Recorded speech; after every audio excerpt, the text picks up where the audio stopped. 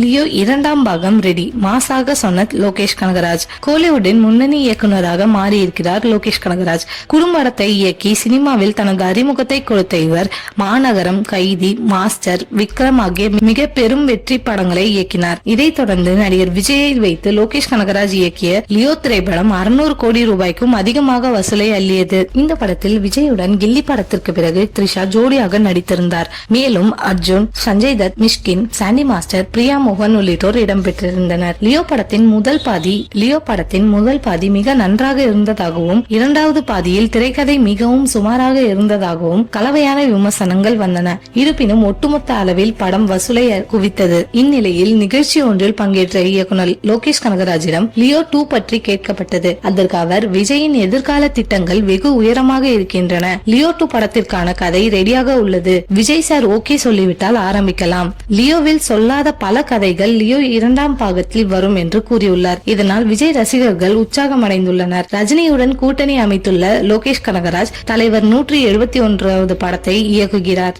இப்படத்திற்கு கூலி என தலைப்பு வைக்கப்பட்டுள்ளது.